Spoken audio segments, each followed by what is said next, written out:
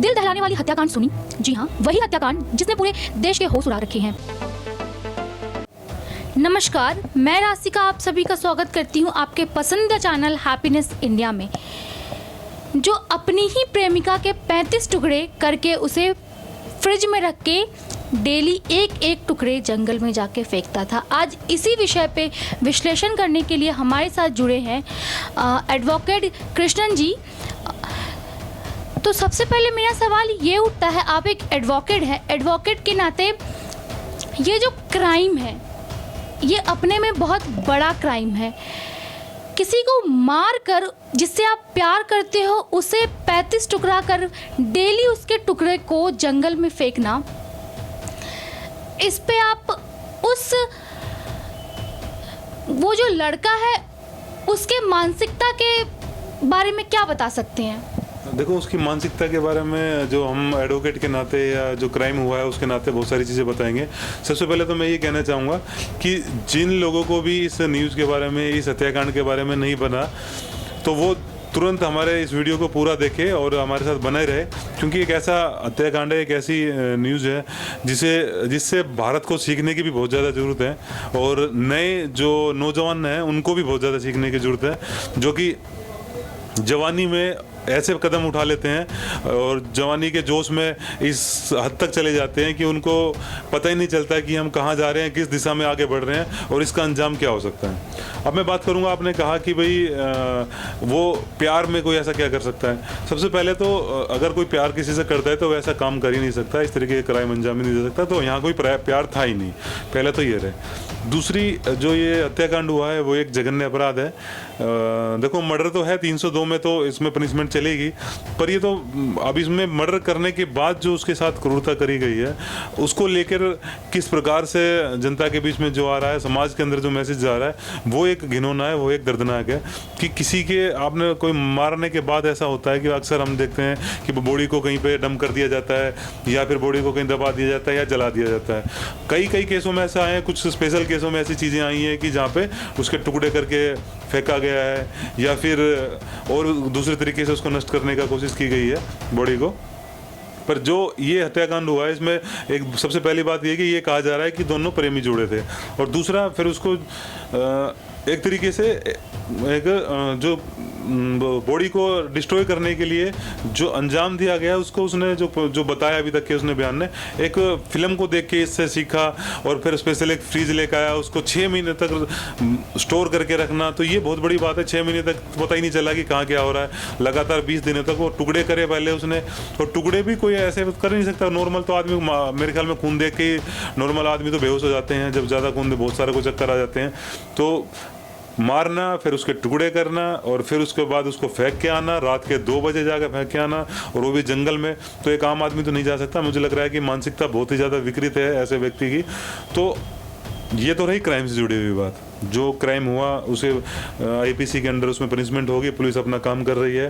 हालांकि बड़े लेट पकड़ा गया, ये एक सोचने का विषय है। ये 6 महीने बाद इस आरोपी को पकड़ा गया, तो ये बहुत काफ़ी लंबा समय था। 6 महीने तक लड़की की कोई खोज नहीं हुई, कुछ उसका अता पता नहीं था। उसके पीछे का भी रीजन है खोज क्यों नहीं हुई। अब जो मैं कहने जा रहा हूँ उसको सभी नौजवानों को सुनना बहुत जरूरी है, जितने भी नौजवान साथी देख रहे हैं या फिर जो अपने आप को सुपीरियर समझते हैं, जो 18 साल 20 साल के होने के बाद बच्चे ये समझने लगते हैं कि हमें ही सब कुछ पता है और सब इस दुनिया के अंदर बेवकूफ़ हैं, चाहे वो अपने पेरेंट्स को लेकर बात करें या फिर कोई बड़ा उनको या उनके टीचर या उनको समझाने की बात करते हैं। आजकल ऐसा देखने को मिल रहा है, बिल्कुल मैं खुद इस चीज़ से निकला हुआ हूँ और मैं बहुत सारे लोगों के सामने ऐसे पेश आता हूँ तो उन्हें हम बेवकूफ़ नज़र आते हैं।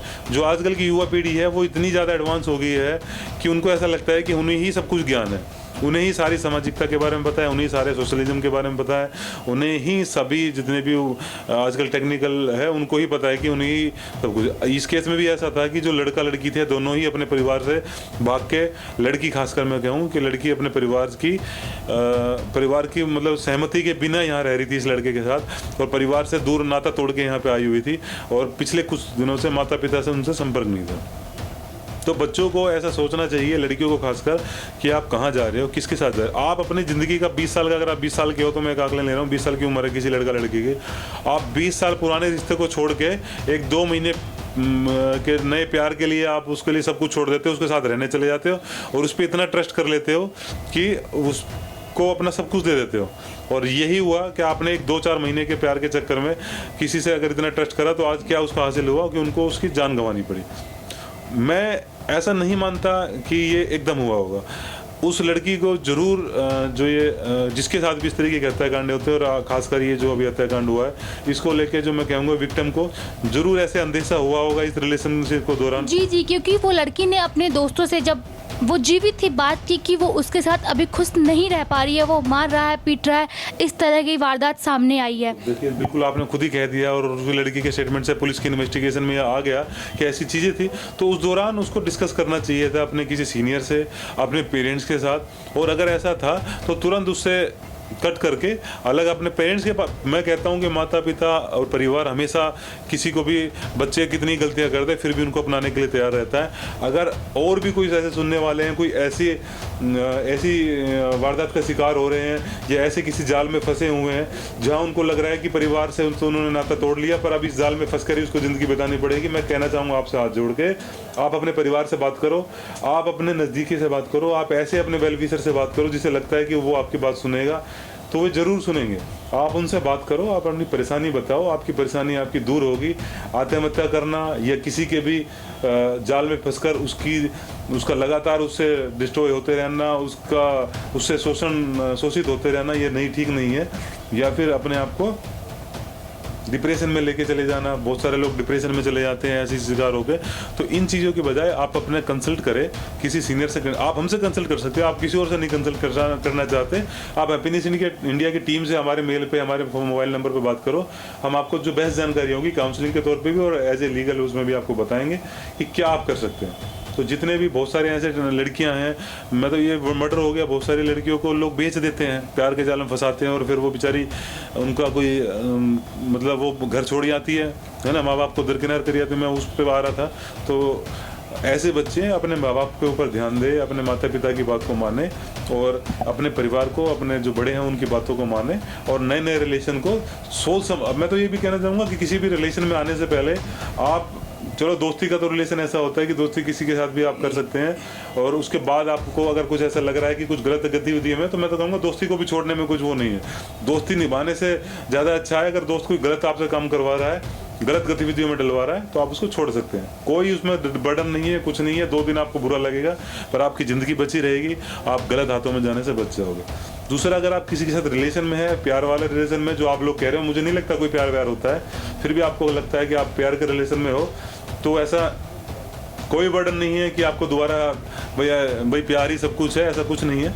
आपके माँ बाप का प्यार सबसे पहला है। आप उनसे देखो, वहाँ सोचो कि आप अपने माँ बाप से प्यार करते हो। अगर आप उस 2 महीने के प्यार के लिए सब कुछ आप उसके साथ रहने के लिए तैयार हो, तो उन माँ बाप को सोचो कि वो आपके लिए कितना मर रहे होंगे, कितना जी रहे होंगे। एक बार याद करके देखो, एक बार उनसे बात कर लो, आपकी सारी परेशानी खत्म, बिल्कुल सॉर्ट आउट हो जाएगा। और इस हत्याकांड से आप सीखो, हमारे भारतवासियों, इससे पहले बहुत हत्याकांड हुए हैं ऐसे।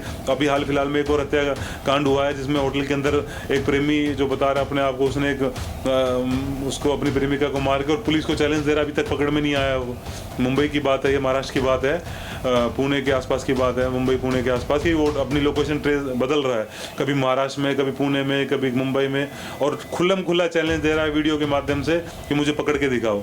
तो इस तरीके की लगातार बढ़ती जा रही है ऐसी गतिविधियाँ। तो मुझे लगता है कि बच्चों को, जो नए नौजवान हैं, उनको सीखने की ज़्यादा ज़रूरत है, उनको अपने आप को स्ट्रॉन्ग बनाना पड़ेगा। जी, मेरा एक आपसे ये सवाल है कि पैदा होते ही कोई खूनी नहीं होता, तो उनकी कैसी परवरिश या कैसी मजबूरी होती है जो उन्हें ये करने पे मजबूर करती है, या फिर जो भी कह लो। बताया मैंने इसमें, इसी जो मैंने इससे पहले जो जवाब दिया उसमें ये सारी सब कुछ आ गया कि क्या मजबूरियाँ होती है, क्या नहीं होती। कुछ तो दोस्ती को निभाने के लिए, कुछ प्यार को निभाने के लिए, और कुछ जाल में ऐसे फंस जाते हैं, कुछ जैसे कोई किसी को थोड़ा मोटे पैसे उधार दे देते हैं। परवरिश कैसी उनकी की जाती है, उस पर भी बहुत केसों में देखा गया है कि वो भी डिपेंड करता है कि आपकी मानसिकता कैसी है। देखो, परवरिश तो बिल्कुल डिपेंड करती है। माँ बाप को भी ध्यान देना चाहिए, बच्चों को अपना अच्छी परवरिश दें, उनको शुरू से ही ज्ञान ऐसा दे कि अच्छी चीज़ें सिखाए। मार्कआउट वाला माहौल घर पे ना रहे, केवल पेरेंट्स भी लड़ते रहते हैं आपस में, उनका माहौल ऐसा रहता है जिससे बच्चे वही चीज़ सीखते हैं, मारना काटना, उनके मन में डर नहीं रहता, या उनको स्टार्टिंग से ऐसी चीज़ें नहीं बताई जाती कि गलत करने से क्या क्या उनके ऊपर पनिशमेंट लिख सकती है। हमारे देश के अंदर इतने कानून है, अगर गलत करने पे, सिगरेट पीने पे, आप बाहर सिगरेट पी रहे हो तो भी आपको सजा हो सकती है, किसी को पता ही नहीं है। लोग खुल्लम खुल्ला बाहर खड़े होकर सिगरेट भी पीते हैं, ड्रिंक भी करते हैं और फिर ड्रिंक करके बदतमीजी भी करते हैं। तो इन पे बहुत कानून है। ड्रिंक करना खुलेआम वो भी एक तरीके का अपराध है। तो इस चीज़ पे कानून के प्रति लोग जागरूक हो, पेरेंट्स जागरूक करें और जो भी उनके आसपास के लोग हैं वो जागरूक करें, अच्छी परवरिश करें, गलत लोगों की संगत में बैठना बंद करें, अच्छे लोगों से रिलेशन बनाने की कोशिश करें। सभी लोगों से मेरा यही है, तो आपकी ज़िंदगी अच्छी जाएगी। आप 24 से 25 साल तक अच्छे निकाल दो, आपका पूरी लाइफ अच्छी चली जाएगी। अगर आपसे 24 से 25, 20, 18 साल और 23 साल के बीच का जो टाइम होता है, 4-5 साल, अगर ये आपके ख़राब हो गए तो आपकी ज़िंदगी ख़राब है। ये टाइम आपने अच्छे से निकाल लिए, अच्छे लोगों के साथ मिलके, अच्छे लोगों के संपर्क में रह के, तो आपकी ज़िंदगी बढ़िया जाएगी। जी, बहुत बहुत शुक्रिया। इसी तरह की और भी खबर और अपडेट के लिए हमारे चैनल के साथ जुड़े रहे और सब्सक्राइब करना ना भूलें। जय हिंद।